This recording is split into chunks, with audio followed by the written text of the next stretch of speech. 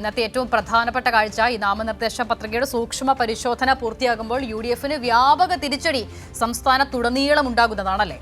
തീർച്ചയായും അതാണ് ഞാൻ തുടക്കത്തിൽ പറഞ്ഞത്. സംസ്ഥാനത്തുടനീളം എല്ലാ ജില്ലകളിലും കാണാൻ സാധിക്കുന്നു. കൊല്ലത്തും കോട്ടയത്തും എറണാകുളത്തും വയനാട്ടിലും ഉൾപ്പെടെ ഇത്തരത്തിൽ യുഡിഎഫ് സ്ഥാനാർത്ഥികളുടെ പത്രികകൾ തള്ളുന്ന ഒരു സാഹചര്യം ഉണ്ടാകുന്നു. കണ്ണൂരിൽ ഇത്തരത്തിൽ സൂക്ഷ്മ പരിശോധനയിൽ ഒപ്പ് വ്യാജമാണെന്ന് കണ്ടെത്തിയതിനെ തുടർന്നാണ് ഇത്തരത്തിൽ പത്രിക തള്ളുന്നത്. അപ്പോൾ അസിത തുടക്കത്തിൽ പറഞ്ഞതുപോലെ തന്നെ സ്വാഭാവികമായി ഏറ്റവും അടിത്തറയിൽ ചെയ്യേണ്ട പല കാര്യങ്ങൾ പോലും പൂർണ്ണമാക്കാൻ സാധിക്കാതെയാണ് ഇത്തരത്തിൽ യുഡിഎഫ് കോൺഗ്രസ് ഇത്തരത്തിലൊരു സ്ഥാനാർത്ഥികൾക്ക് നിർദ്ദേശിക്കുന്നത്, പത്രിക സമർപ്പിക്കുന്നത്. അതുകൊണ്ട് തന്നെയാണ് സംസ്ഥാനത്തുടനീളം ഇത്തരത്തിൽ കോൺഗ്രസിന് ഇന്നത്തെ ഒരു ദിവസം വലിയ തിരിച്ചടി നേരിടേണ്ടി വന്നത്. തീർച്ചയായും എന്തായാലും സംസ്ഥാന വ്യാപകമായ ആ കാഴ്ച ഏതൊക്കെയിടങ്ങളിൽ കോൺഗ്രസിന് പത്രിക തള്ളുന്ന സാഹചര്യം ഉണ്ടാകുന്നു നോക്കാം സമഗ്രമായ റിപ്പോർട്ട്.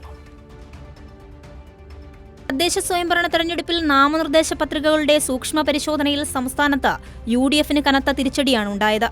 കൊല്ലം വിളക്കുടി ഗ്രാമപഞ്ചായത്തിൽ കോൺഗ്രസ് സ്ഥാനാർത്ഥി എസ് നസറുദ്ദീന്റെ പത്രിക തള്ളി. എറണാകുളം ജില്ലാ പഞ്ചായത്ത് കടമക്കുടി ഡിവിഷനിലെ സ്ഥാനാർത്ഥിയായ അഡ്വക്കേറ്റ് എൽ.സി. ജോർജിന്റെ പത്രിക തള്ളിയതോടെ മത്സരം എൽ.ഡി.എഫും ബി.ജെ.പിയും തമ്മിലായി.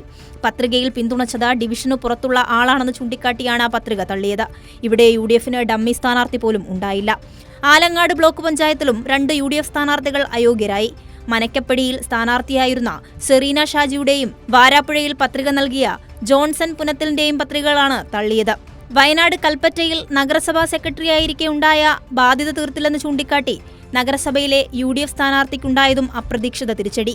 നഗരസഭാ ചെയർമാനായി പരിഗണിക്കാനിരുന്ന കെ.ജി. രവീന്ദ്രന്റെ നാമനിർദ്ദേശ പത്രിക തള്ളി. കണ്ണൂർ കോവുന്തല വാർഡിൽ സൂക്ഷ്മ പരിശോധനയിൽ ഒപ്പ് വ്യാജമെന്ന് കണ്ടെത്തിയതിനെ തുടർന്ന് യുഡിഎഫ് സ്ഥാനാർത്ഥിയുടെ പത്രിക തള്ളിയതും തിരിച്ചടിയായി. കൊല്ലം കൊട്ടാരക്കര ബ്ലോക്കിൽ ഇരുമ്പനങ്ങാട് ഡിവിഷനിൽ ബി.ജെ.പി. സ്ഥാനാർത്ഥിക്ക് കനത്ത തിരിച്ചടിയാണ് ഉണ്ടായത്. സ്ഥാനാർത്ഥിയായിരുന്ന ആർ.ടി. സുജിത്തിന്റെ പത്രിക തള്ളിയത് നിർദ്ദേശകൻ അതേ ഡിവിഷനിലെ താമസക്കാരനല്ലെന്ന കാരണം ചൂണ്ടിക്കാട്ടി. News desk, Kairali news.